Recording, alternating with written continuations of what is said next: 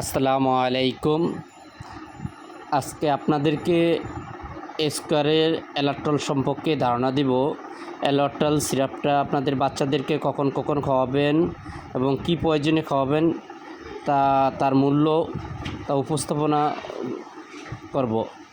অবশ্যই আমার যে ভিডিওটি যারা দেখতেছেন, আমার ভিডিওটি অবশ্যই দেখে যদি উপকৃত হন অবশ্যই কমেন্ট করবেন, সাবস্ক্রাইব করবেন এবং শেয়ার করবেন।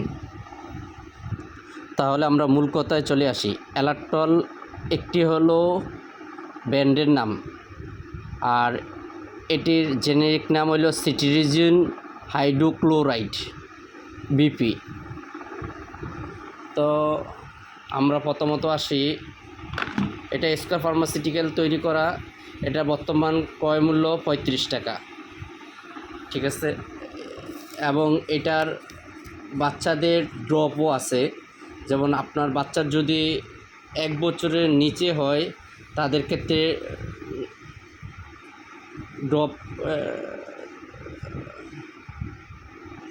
ড্রপ ব্যবহার করতে হয়। অবশ্যই পরবর্তী ভিডিওতে ড্রপ আপনাদেরকে পরিচয় করে দেবের উপস্থাপনা করব। আজকে এই সিরাপটি সম্পর্কে আইডিয়া দিব। এই সিরাপটি আপনার বাচ্চাকে কখন খাওয়াবেন এবং কী জন্য খাওয়াবেন। তো সাধারণত আপনার বাচ্চার যখন কাশি, ঠান্ডা, অ্যালার্জি প্রবলেম, হাঁচি, কাশি বা নাক দিয়ে পানি পড়া বা চোখে অ্যালার্জি, চোখ চুলকানো, চোখ লাল হয়ে যাওয়া, শরীরে বিভিন্ন স্থানে লাল হয়ে ছত্রাক জাতীয় অ্যালার্জি প্রবলেম তৈরি হয়, সেক্ষেত্রে আপনি এই চুলকানির জন্য এই এলাট্রল সিরাপটি আপনি প্রয়োগ করতে পারেন। বা দেখা যাইতেছে অতিরিক্ত পরিমাণ নাক দিয়ে ঠান্ডার কারণে পানি বের হইতে পারে, তখনও এই এলাট্রলটি ভালো কাজ করে। তো আমরা মূল কথায় আসি, আপনার বাচ্চাকে এবং এই সিরাপটি কিভাবে খাওয়াবেন। যদি আপনার বাচ্চার বয়স 12 থেকে 23 মাস বয়স হয় তাহলে তাকে হাফ চামচ করে দৈনিক 2 বার খাওয়াবেন 12 ঘন্টা অন্তর অন্তর। আর যদি আপনার বাচ্চার বয়স 2 থেকে 6 বছরের মধ্যে হয় তার কেজি বা ওজন অনুপাতে অবশ্যই তাকে 1 চামচ করে দৈনিক 2 বার প্রয়োগ করতে পারেন। কিন্তু যদি আপনার বাচ্চা একটু পরিমাণে ওজনে কম হয় তাহলে তার ক্ষেত্রে একটু পরিমাণ কম প্রয়োগ করতে হবে। যেমন সাধারণত আপনার বাচ্চার বয়স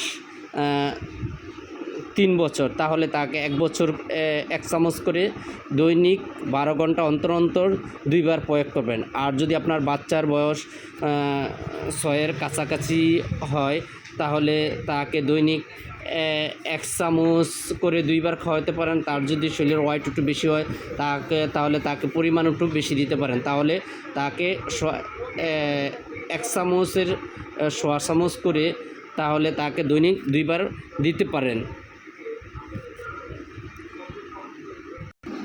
আর যদি আপনার বাচ্চার বয়স 6-এর ঊর্ধ্বে হয়ে যায় তাহলে তাকে ট্যাবলেট প্রয়োগ করতে হবে দৈনিক 1টা। অবশ্যই ট্যাবলেট সম্পর্কে পরে আপনাদেরকে উপস্থাপনা করব। ভিডিওটি সেই জন্য বড় হয়ে যায়, সেই জন্য আজকেই আমার ভিডিওটি এখানে কিছুক্ষণের মধ্যে সমাপ্ত ঘোষণা করব। তো অবশ্যই আপনারা যখন ওষুধ সেবন করবেন অবশ্যই আপনারা একজন MBBS ডাক্তারের পরামর্শ অনুপাতে বা ভালো দক্ষ ফার্মেসির দ্বারা ওষুধটি প্রয়োগ করবেন এবং বুঝে শুনে ওষুধটি প্রয়োগ করবেন। তাহলে আপনি প্রবলেমে পড়বেন না। আপনি নিজে কখনো মাতাব্বরি করে এই ওষুধ খাওয়াতে যাবেন না। আপনি যে প্রবলেম, তাহলে আপনি একজন MBBS ডাক্তারের সাথে বা শিশু ডাক্তারের সাথে পরামর্শ নিয়ে তাকে ওষুধটি প্রয়োগ করবেন। আর যদি আপনি একজন ভালো ফার্মেসি ডাক্তার যাদের প্যারামেডিক্যাল কমপ্লিট বা ফার্মাসিস্ট কমপ্লিট তাদের সঠিক পরামর্শ নিয়ে তাহলে আপনার বাচ্চাকে এই ওষুধটি প্রয়োগ করবেন। আমার ভিডিওটি বড় হয়ে যেন আন্তরিকভাবে দুঃখিত।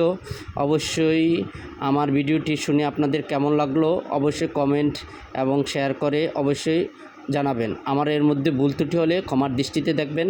আল্লাহ হাফেজ, আসসালামু আলাইকুম।